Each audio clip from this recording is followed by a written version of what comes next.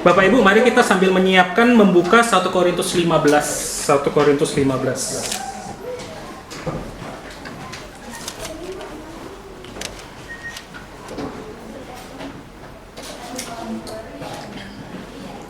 1 Korintus 15. Kita akan membaca beberapa ayat. Saya anjurkan Bapak Ibu nanti di rumah membaca satu pasal ya Bapak Ibu, karena itu juga nanti berkaitan dengan kalau Bapak Ibu pegang Alkitab yang fisiknya kita, LAI itu sudah memberikan 3 judul di pasal 15. Kebangkitan Kristus, kebangkitan kita, dan kebangkitan tubuh. Nah, jadi Bapak Ibu baca itu, satu pasal itu hari ini. Kita akan melihat beberapa ayat saja. Kita akan baca ayat 1 sampai 4, saya akan bacakan bagi kita sekalian. 1 Korintus 15 ayat 1 sampai 4, dan sekarang saudara-saudara, aku mau mengingatkan kamu kepada Injil yang aku beritakan kepadamu dan yang kamu terima dan yang di dalamnya kamu teguh berdiri. Oleh Injil itu kamu diselamatkan, asal kamu teguh berpegang padanya seperti yang telah kuberitakan kepadamu, kecuali kamu telah sia-sia saja menjadi percaya. Sebab yang sangat penting telah kusampaikan kepadamu, yaitu apa yang telah kuterima. Ini Paulus yang nulis ya Bapak Ibu ya. Yang kuterima sendiri ialah bahwa Kristus telah mati karena dosa-dosa kita sesuai dengan kitab suci. Bahwa ia telah dikuburkan dan bahwa ia telah dibangkitkan pada hari yang ketiga sesuai dengan kitab suci. Jadi ada penegasan 2 kali. Yesus menggenapkan nubuatan, dia mati menggantikan dosa-dosa kita karena dosa-dosa kita, kemudian dia bangkit pada hari ketiga sesuai dengan nubuatan. Kemudian kita lihat ayat 10 sampai ayat 14. Tetapi karena kasih karunia Allah, aku adalah sebagaimana aku ada sekarang, dan kasih karunia yang dianugerahkan kepadaku tidak sia-sia. Anugerah itu diberikan kepada Paulus dan dia tidak mengentengkan anugerah itu. Sebaliknya, aku telah bekerja lebih keras daripada mereka semua, tetapi bukannya aku, melainkan kasih karunia Allah yang menyertai aku. Sebab itu baik aku maupun mereka, demikianlah kami mengajar dan demikianlah kamu menjadi percaya.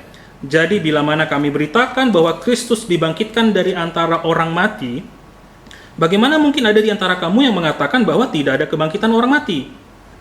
Kalau tidak ada kebangkitan orang mati, maka Kristus juga tidak dibangkitkan. Tetapi andai kata Kristus tidak dibangkitkan, maka sia-sialah pemberitaan kami dan sia-sialah juga kepercayaan kamu. Nah, saudara-saudara, hari ini kita merayakan bagaimana Yesus sudah bangkit pada hari yang ketiga dari kuburnya, Bapak Ibu. Dan kita perlu melihat terlebih dahulu beberapa alasan Yesus bangkit, dan baru nanti kita melihat gimana yang menerapin prinsip ini di dalam kehidupan pribadi kita, khususnya mungkin kehidupan finansial secara khusus, saya ambil spesifik. Saudara-saudara, kita melihat dulu beberapa alasan Yesus bangkit. Pertama-tama, Yesus bangkit itu untuk menggenapkan kitab suci. Tadi saya memberikan penekanan, Yesus mati menebus dosa-dosa. Yesus mati karena dosa-dosa kita sesuai apa? Kitab suci. Yesus dibangkitkan pada hari ketiga, sesuai kitab suci. Yesus mati dan Yesus bangkit karena menggenapkan nubuatan. Kita pernah membahas tentang persentase kemungkinan Yesus itu menggenapkan nubuatan, dan dari 7 nubuatan saja kemungkinannya itu sudah luar biasa banyak, hampir mustahil. 7 doang. Tapi yang tercatat, yang resmi tercatat setidak-tidaknya ada satu buku menuliskan Yesus menggenapkan 50 nubuatan. Jadi Yesus bangkit untuk menggenapkan nubuatan. Itu yang pertama dari ayat 3 dan ayat 4. Yang kedua, alasan Yesus bangkit menyediakan keselamatan bagi orang yang percaya kepadanya.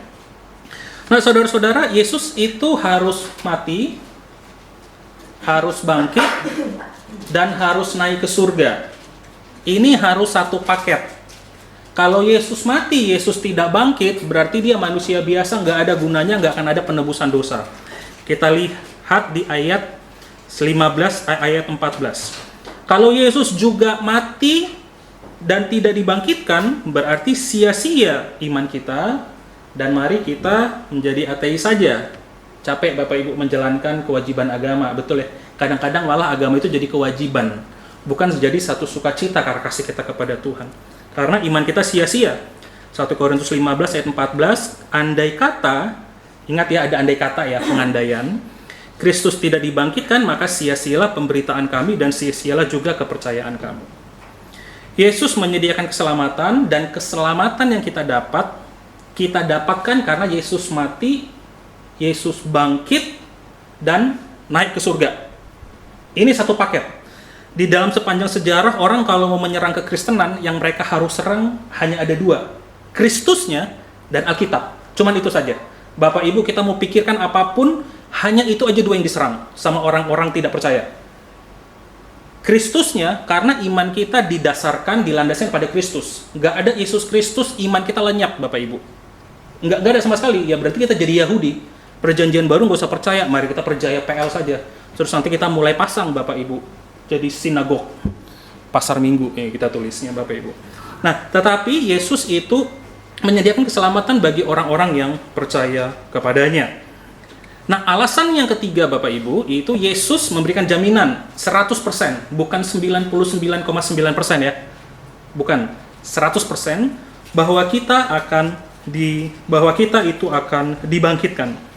Makanya kalau Bapak Ibu baca 1 Korintus 15 ayat 1 sampai ayat yang ke 57, 58, LAI memberikan judul kebangkitan Kristus, kebangkitan kita, dan kebangkitan tubuh. Jadi dengan kata lain, saat kita nanti mati, saat orang percaya mati, kita tidak akan menjadi tanah. Itu aja dulu, ingat. Ini kita bahas prinsip, baru nanti kita ngomong aplikasi. Kita nggak akan menjadi tanah. Hanya ada dua pilihan di dalam Alkitab, terpisah dari Allah selama-lamanya, atau bersama-sama dengan Allah selama-lamanya. Alkitab menyebutkan itu neraka, hukuman yang akan diberikan kepada para setan dan iblis, dan kemudian juga nanti kepada orang-orang yang sudah percaya itu nanti hidup kekal bersama-sama dengan Tuhan.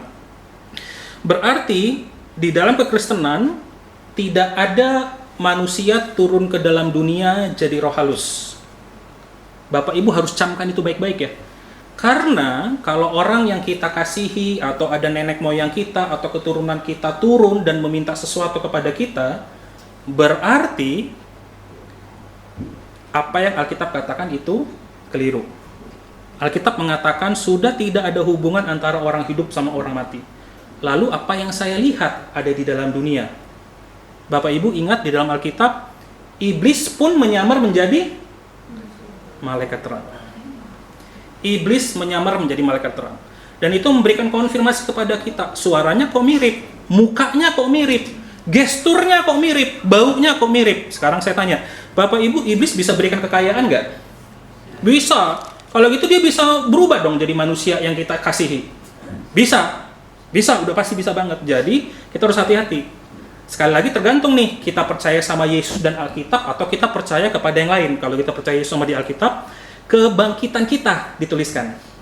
Orang mati akan dibangkitkan. Perbedaannya adalah yang tidak percaya akan dibangkitkan untuk mengalami hukuman kekal, dan orang yang sudah percaya akan mengalami kehidupan kekal, bukan kematian kekal, kehidupan kekal bersama-sama Tuhan di surga.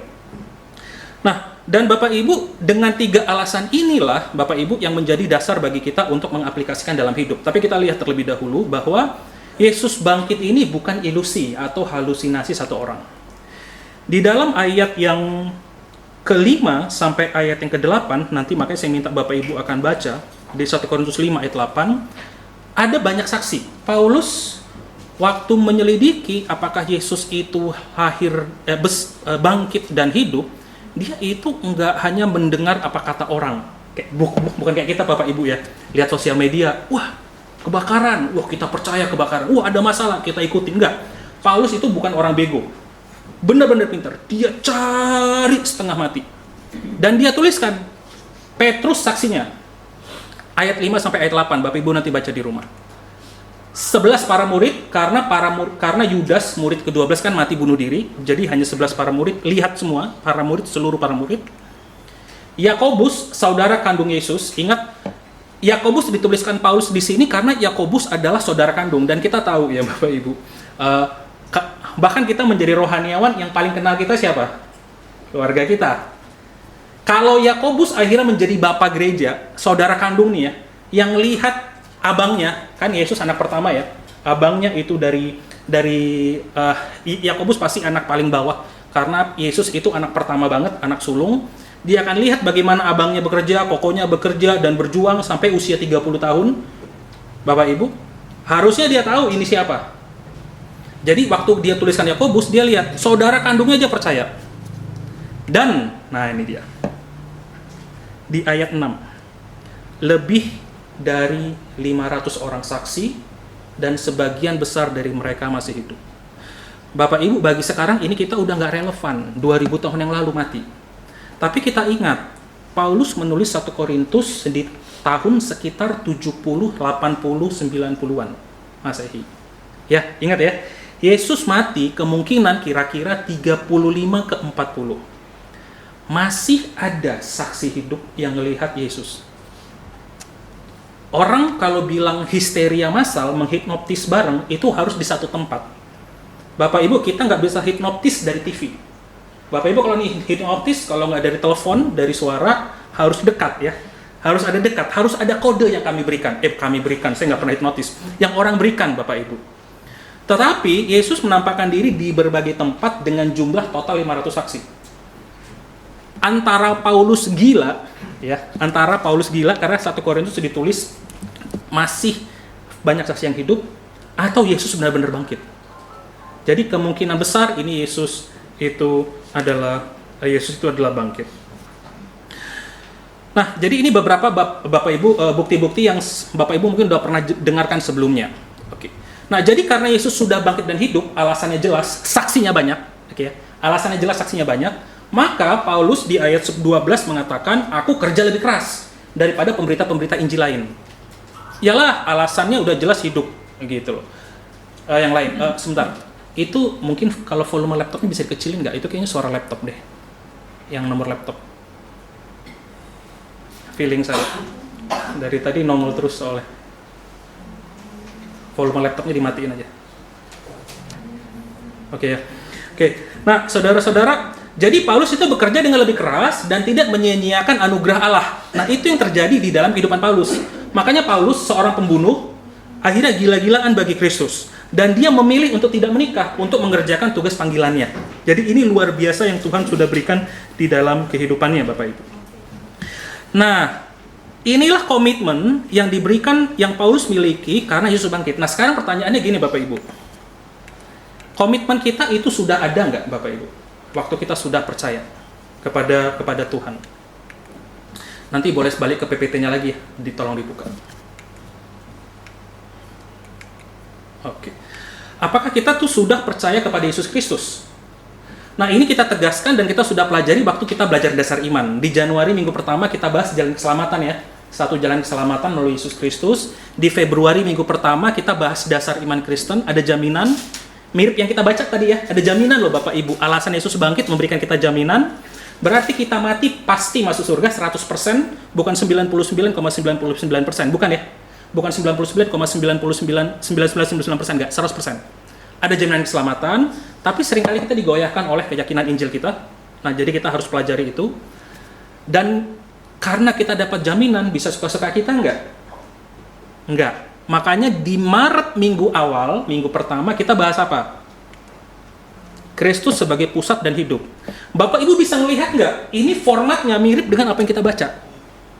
Yesus berikan jalan keselamatan, tadi di pasal-pasal awal, kemudian Yesus memberikan keselamatan hanya melalui Yesus, dan kemudian Yesus memberikan jaminan keselamatan bagi kita, dan kemudian di ayat 12-14, Paulus ngomong, aku mau mati-matian bagi Kristus. Masuklah di Maret minggu ketiga, Kristus sebagai pusat dari seluruh hidup. Jadi kebangkitan Yesus memberikan pemaknaan penting dalam kehidupan pribadi kita. Dengan kata lain, kalau memang kita percaya bahwa Yesus bangkit dari kematian, jika kita percaya ya, kalau enggak masalah. Bapak Ibu bisa datang, Bapak Ibu bisa lihat lagi, benar nggak iman saya ini? Benar nggak Yesus ini? Nggak apa-apa, datang dan lihat. Tapi jika Bapak Ibu memutuskan sudah percaya, dan apalagi sudah dibaptis, dan sudah katekisasi, sudah masuk ke dalam gereja yang lama, jika sudah percaya, maka kita harus belajar untuk menjadikan Yesus segala-galanya dalam hidup kita. Ini konsekuensi logis Bapak Ibu.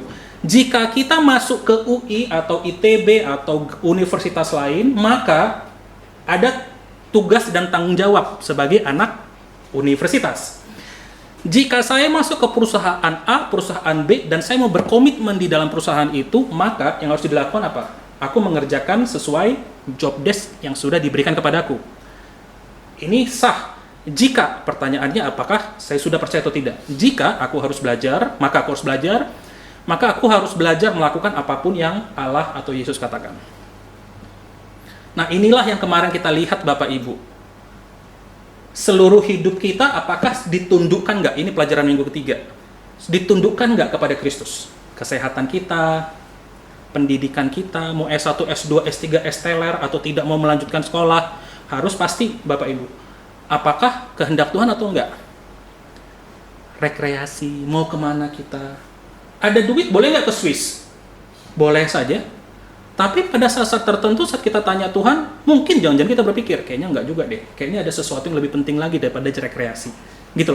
Jadi, kita selalu tanya Tuhan. Di dalam keluarga, kita tanya Tuhan. Di dalam pergaulan, kita tanya Tuhan. Waktu kita memilih pasangan hidup, kita bertanya kepada Tuhan. Dan yang akan kita lihat sekarang, satu elemen yang penting yang jarang sekali kita bahas adalah kita itu melihat keuangan Bapak Ibu ya. Kita akan melihat keuangan. Bagaimana? Jadi waktu kita bahas keuangan secara singkat, prinsipnya saja, Bapak Ibu ingat, tujuan utamanya adalah satu. Kalau aku sudah diselamatkan dan aku percaya, maka cara aku mengelola uang, cara aku bekerja, cara aku berbisnis, semuanya harus sesuai kehendak Tuhan. Pengelolaannya harus tidak sekedar buka buku keuangan yang adalah baik, itu netral ya, normal, cara pengelolaan keuangan itu normal. Itu tidak jahat dan itu tidak jahat. Itu sama sekali benar-benar baik. Tapi harus diserahkan terus kembali kepada Tuhan. Tuhan, benar nggak cara aku mengelola keuanganku? Bapak Ibu.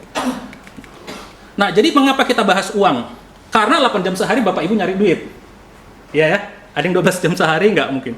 Pulang-pulang dari kerja masih mikir-mikir, apa gua nyambi ya? Tokopedia ya? Apa Shopee? Apa gua nyambi? Beberapa orang nyambi jadi Gojek.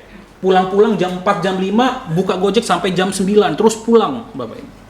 Wah, habis kerja buka online shop. Wah, udah mikir ini ke depan. Ya, di otak kita mikir memang ya nyari duit. Ya memang itu kerjaan kita. Kita kerja untuk apa? Lucu-lucuan? Ya enggak lah ya. Kerja cari duit ya Bapak Ibu ya. Ya, kerja dapat 1 juta sebulan. Pikirlah otak capek-capek kerja. Tujuannya apa? Ya duit. 8 jam sehari hidup kita mencari uang, menyimpan uang, mengatur uang. Nah, kita ingat lagi. Sekarang waktu kita 8 jam sehari dalam mencari uang, kita tundukkan pada Kristus nggak? Katanya Yesus bangkit. Tapi uang kita ngomong begini, Tuhan ini uangku. Aku berikan hidupku kalau hari Minggu. Hari Minggu, tapi uangku enggak. Ya enggak bisa seperti itu Bapak Ibu. Makanya kita balik lagi ke awal. Sudah percaya atau belum? Jika belum, terserah, ya nggak masalah Bapak Ibu. Itu adalah ketanggung jawab dan keputusan pribadi. Tapi jika sudah percaya, berarti waktu kita ngomong segalanya Bapak Ibu, segalanya, waktu kita ngomong dalam hidup kita ya, kita harus melibatkan apa yang Allah katakan. Nah itu dia. Mengapa bahas uang? Karena 8 jam sehari kerjaan kita cari duit. Gitu. Jarang orang itu kerja demi hobi. Karena kita punya keluarga, kita punya tanggungan. Bapak Ibu bekerja untuk sesuatu dan seseorang. Untuk sesuatu atau seseorang. Kita bahas uang karena Yesus sendiri mengatakan dalam Lukas 16 ayat 10 sampai 13. Orang yang setia dalam perkara kecil akan setia dalam perkara besar. Uang bukan sekedar kecil aja sebenarnya sih. Itu sesuatu yang sifatnya besar ya, karena 8 jam sehari kita cari duit. Dan Tuhan ingatkan, Yesus ingatkan, kamu tidak dapat mengabdi kepada Allah dan kepada uang. Ingat, yang mengabdi ini menyembah. Berarti kita menundukkan diri kepada uang atau kepada Allah. Nggak bisa, hanya pilih salah satu. Memprioritaskan Tuhan atau uang. Itu hanya 2 pilihan. Bapak Ibu. Jadi ini yang kita diingatkan waktu kita bicara tentang keuangan kita. Uang dapat menghancurkan keluarga. Saya belum ketemu statistik di Indonesia, tapi di Amerika, statistik Amerika, dalam 10 perceraian, 3,7 karena masalah duit. Jadi 100 pernikahan yang cerai, 37-nya itu duit. 37-nya itu duit. Itu serius. Uang dapat menghancurkan pertemanan, persahabatan. Makanya kalau orang mau minjem, saya nggak minjem, saya kasih. Dapat macam pertemanan. Bahkan sedarah saya bisa konflik besar, Bapak Ibu. Orang bisa tidak ke gereja karena masalah uang, karena mencuri, karena sesama jemaat atau gereja tidak memberikan bantuan finansial. Kita bisa lepas gara-gara duit. Kita miskom karena duit. Sebagai suami istri kita juga apalagi menyadari hampir sebagian besar mereka yang menikah kemungkinan cara mengelola keuangannya beda antara suami dan istri. Saya sama istri saya beda mengelolanya, Bapak Ibu. Istri saya lebih pintar berhemat, saya lebih pintar memboroskan uang. Keluar uang itu nggak ragu-ragu, Bapak Ibu. Istri saya itu hemat gitu. Tapi kalau masalah menghitung, pakai koma, titik koma, pakai persentase, wah ini kami lagi mau menyicil sesuatu. Terus saya lagi mikir-mikir, waduh ini nggak bisa nih. Saya tanya beberapa leasing, saya tanya beberapa bank. Kalau sales mah enak-enak aja ya Bapak Ibu ya. Pak ini bagus Pak, diskon, kita kasih diskon 10 juta. Kepalamu diskon 10 juta, saya tahu akhir bunga aslinya berapa. 7% per tahun, 0,8. Itu syukur-syukur kalau flat atau fix. Kalau naik, waduh, jangan coba-coba. Jadi kalau dalam ngitung, saya senang ngitung uang, tapi anehnya boros ya Bapak Ibu, itu aneh sekali makanya. Istri saya itu nggak kurang teliti, tapi hemat dia, luar biasa hemat. Jiwa pelayanannya lebih besar daripada saya. Kalau ngasih orang, itu ada orang kesedihan tuh misalnya, ada orang lagi kesusahan, yuk bantu. Kalau saya mikir dulu, tunggu motornya kenapa bisa serusak itu? Kenapa dia baru ngomong sekarang? Ini motornya beneran atau enggak? Ada videonya dulu, Bapak Ibu saya lihat ya.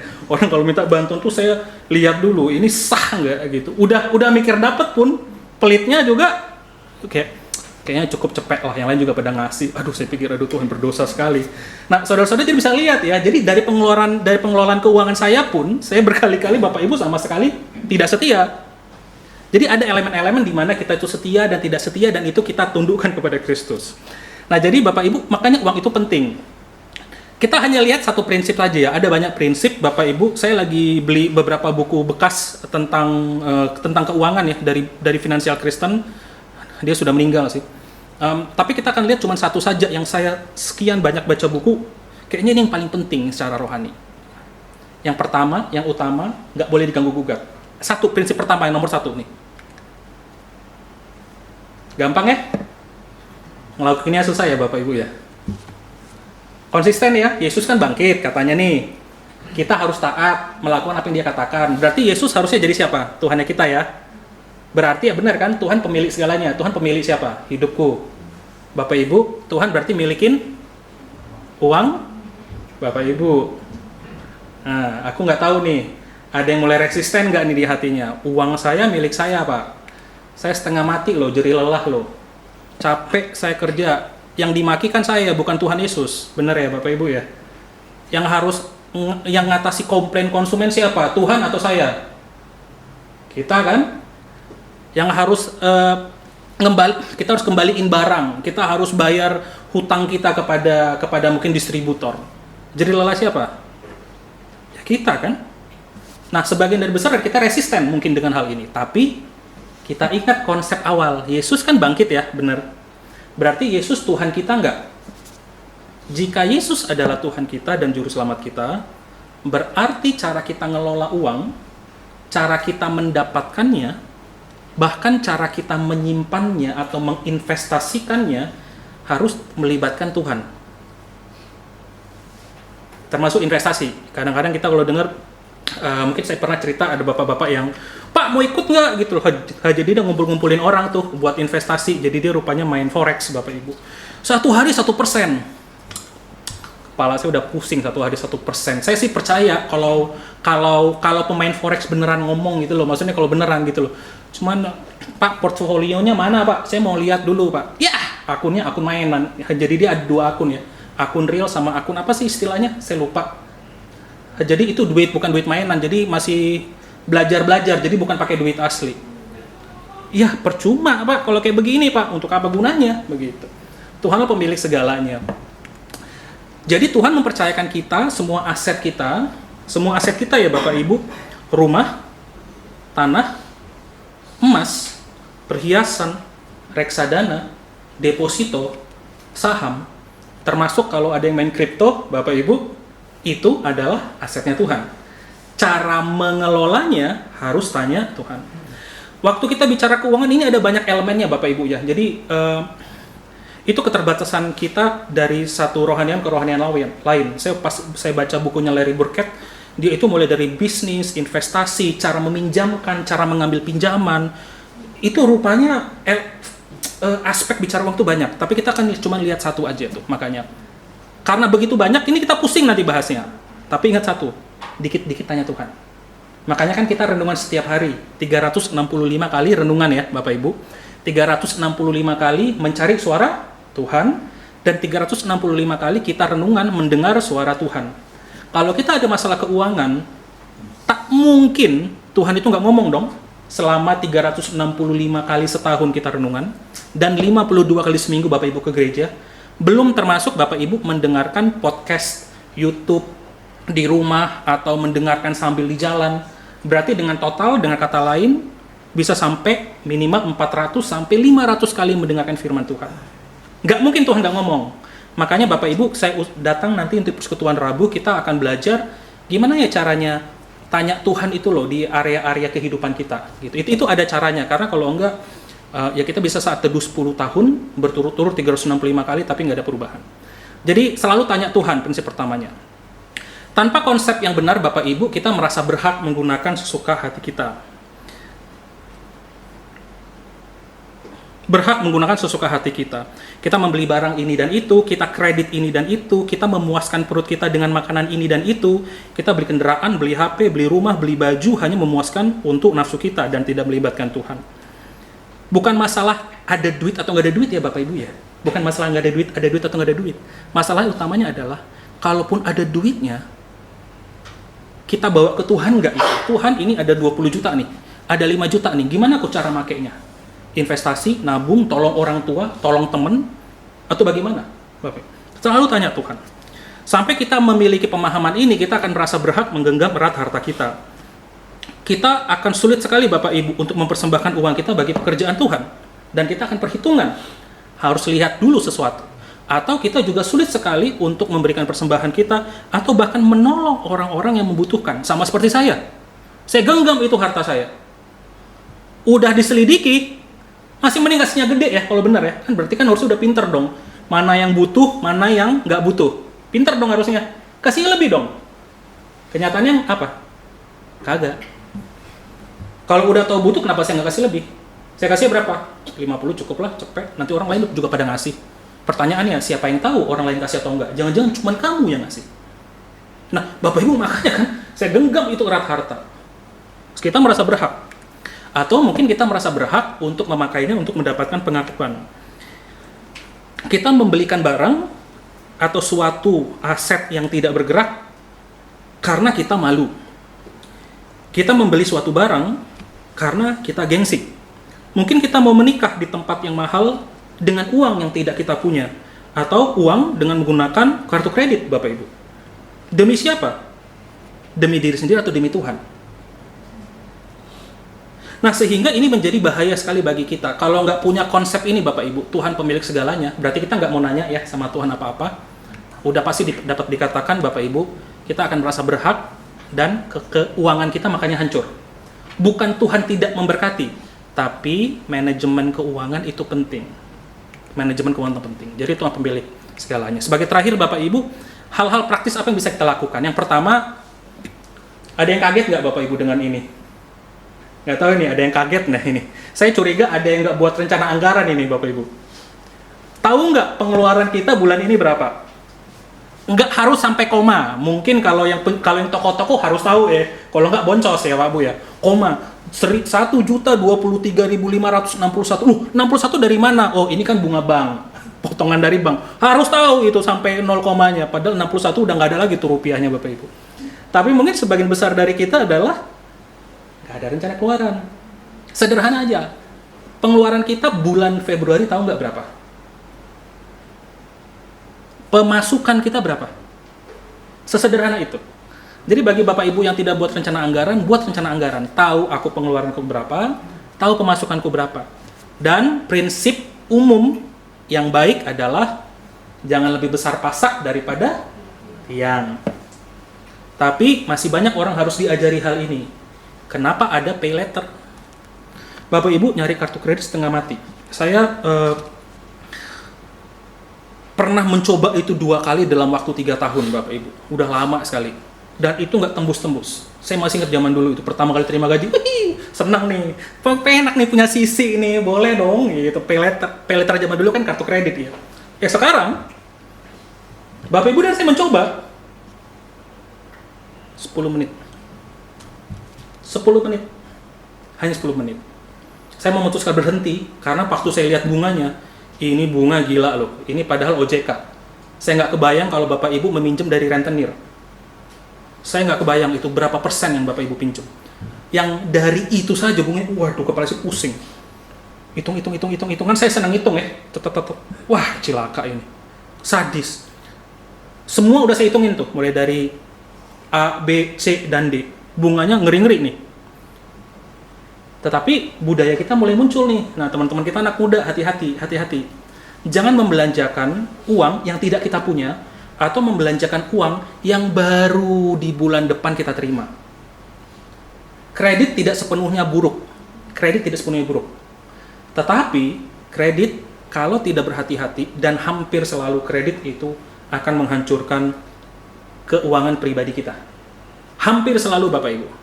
Jadi harus hati-hati. Kalau kita nggak bisa buat rencana anggaran, nggak bisa buat, dan mau coba kredit, jangan ambil kredit. Paham ya Bapak Ibu ya? Kalau mau ngambil kredit, pastikan kita sudah terbiasa dulu buat rencana anggaran. Saya tahu berapa pemasukan saya tahu berapa pengeluaran saya. Kalau Bapak Ibu pengen spesifik, nanti hubungin saya Bapak Ibu. Ada beberapa caranya. Tapi buat rencana anggaran. Baru bisa kredit. Sebelum dan sesudah buat anggaran, ya tanya Tuhan. Ingat ya, fokus utama kita kan Tuhan. Sebelum Tuhan aku membuat anggaran, aku nggak mudeng sama sekali. Yang penting katanya tadi pengeluaran, pemasukan, yaudah aku mulai coba hitung lah ya Tuhan ya. Tuhan tolong saya. Doa. Sesudah kita buat, Tuhan ini ada rencana saya untuk bulan depan, ini pengeluaran saya, ini pemasukan saya. Tuhan tolong berikan saya hikmat. Nanti Tuhan akan pimpin pelan-pelan Bapak Ibu, buat rencana anggaran. Yang kedua, berserah dan bergantung kepada Tuhan Bapak Ibu. Berserah atau bergantung kepada Tuhan. Tentu saja, waktu kita nomor buat rencana anggaran, Bapak Ibu, kita lanjut aja ya langsung ya, nomor 2. Yang nomor 2 itu belajar berserah kepada Tuhan. Hidup itu terkadang seperti air tenang, hidup itu kadang seperti badai, dan itu bisa menggoncangkan semua rencana kita. Oleh karena itu, saat kita membuat segala sesuatunya, kita harus berserah kepada Tuhan. Apa artinya berserah Bapak Ibu kepada Tuhan? Iman karakter. Kalau suami di PHK, respon kita istri apa? Memang sih pemalas, aku udah tahu dari kemarin dia kerja sebenarnya nggak serius itu laki-laki itu. Makanya di PHK. Apa seperti itu?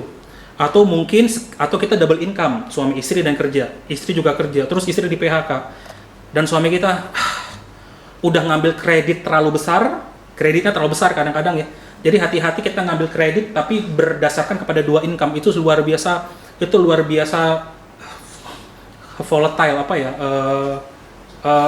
mudah sekali goncang kalau salah satunya. Dan kita mulai ngamuk, kita mulai marah, kita mulai merendahkan istri kita atau anak kita. Dan Bapak Ibu akhirnya kita menggunakan kata-kata yang tidak membangun dan mematikan iman dan karakter.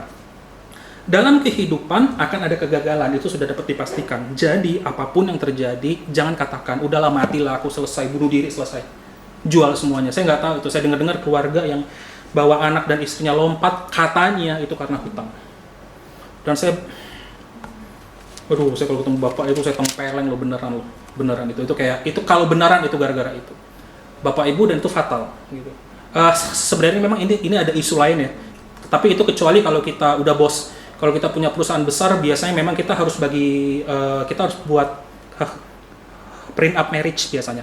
Kalau kita dua-duanya kaya atau salah satu kaya, misalnya kalau saya terlalu kaya, ada banyak hutang di bank dari perusahaan, biasanya buat print up marriage, perjanjian. Jadi kalau saya nanti terlilit utang itu nggak diteruskan kepada keluarga. Jadi hati-hati Bapak Ibu ya, semua kita yang berkeluarga, utang kita kalau mati diteruskan kepada anak dan cucu kita. Bukan cucu, diteruskan kepada keluarga kita. Makanya untuk orang-orang kaya mereka ada buat perjanjian marriage prenup biasanya. Kalau jadi bagi harta, pisah harta dari awal. Itu juga agak sedikit berbahaya gitu, karena konsepnya juga dia terlalu banyak berhutang untuk mengembangkan bisnis di hari depan yang bahkan dia tidak tahu dan berpikir bahwa aku pasti bisa membayarnya, dan kita tahu itu kan menjadi masalah yang besar sekali. Jadi tapi itu harus hati-hati sekali. Nah, Bapak Ibu, semua yang terjadi saat kita sudah mengatur dan ada masalah, ya belajar bergantung. Kalau di PHK, aduh Tuhan tolonglah suami saya, tolonglah istri saya. Waduh, bisnis udah rendah, nggak ada pemasukan, ya Tuhan doakan dia. Jangan rendahkan Bapak Ibu. Khususnya jika sekarang suami Bapak Ibu yang bekerja, dan kita sebagai istri yang nggak bekerja, dan kita hanya menerima dari dia. Ingat, laki-laki berada di dalam posisi di bawah, butuh bantuan, butuh penerimaan, butuh penghargaan untuk hasil jerih lelahnya. Dan pandu dia. Karena ingat, kita hidup dan mati di tangan bersama-sama sebagai satu keluarga. Jangan segampang-gampang itu ngomong seperti agama seberang Bapak Ibu. Ingat, di agama kita Bapak Ibu, keluarga menjadi satu, usahakan itu, perjuangkan itu. Apapun yang terjadi itu akan mengembangkan iman dan karakter kita. Apapun yang terjadi, jadi kita berserah kepada Tuhan. Saat kita kaya, kita akan menjadi orang yang pemurah. Saat kita kaya, kita tidak stres karena omset yang turun atau bahkan tidak bunuh diri. Saat kita kaya, kita tidak akan mukul atau menghabisi keluarga kita saat kita bangkrut. Saat kita kaya, kalau kita bergantung kepada Tuhan dan berserah kepada Tuhan, kita tidak akan menggunakan uang itu untuk mencari wanita simpanan atau pria simpanan. Dan itu real terjadi. Di gereja kita mungkin kebanyakan besar, hampir semuanya kita enggak Bapak Ibu. Tapi bagi orang-orang yang luar biasa kaya, bukan hampir dapat pastikan, cukup sering saya dengar, oh Pak, itu apartemen itu tuh yang di belakangnya Mall Kelapa Gading, itu tempat wanita-wanita simpanan semua tuh katanya.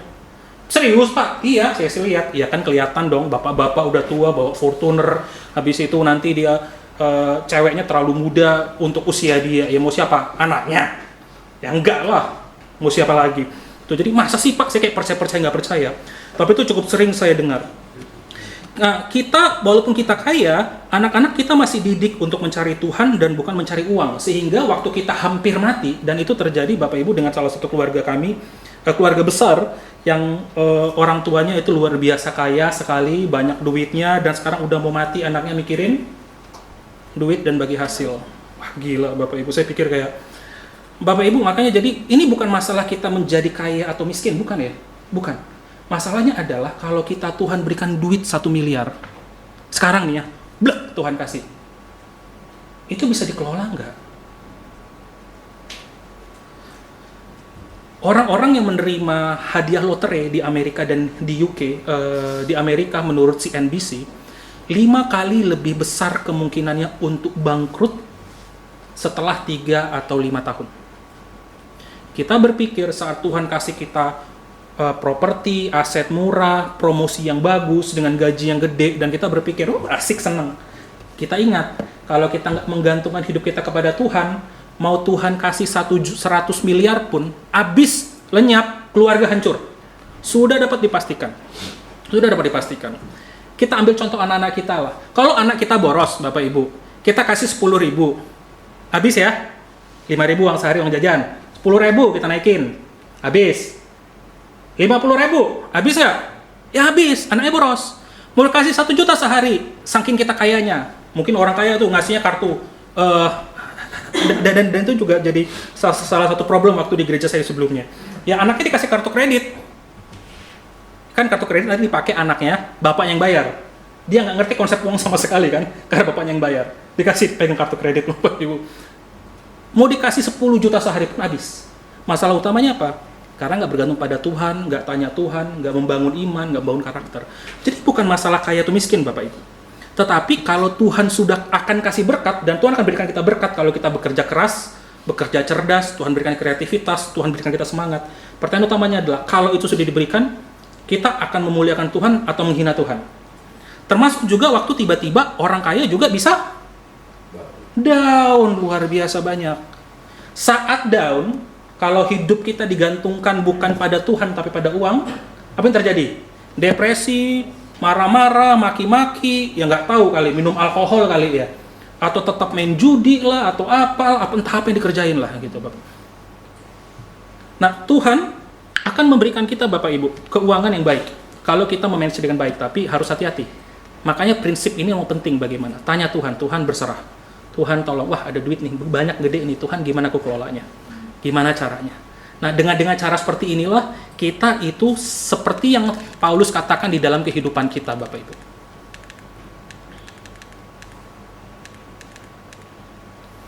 Kita bekerja lebih keras, berjuang lebih keras, dan tidak menyia-nyiakan anugerah Allah dalam hidup kita. Kebangkitan Kristus akan menolong kita, mengingatkan kita. Ingat, prioritas kita di mana? Tuhan atau uang? Kalau memang mencari Tuhan, semua uang yang kita cari, yang kita dapatkan, yang kita kelola, barang yang kita jual, cara kita menjual, yang kita serahkan, Tuhan gimana yang terbaik nih? Tolong dong Tuhan, tanya. Dan Tuhan akan berkati kita Bapak Ibu. Mari kita berdoa.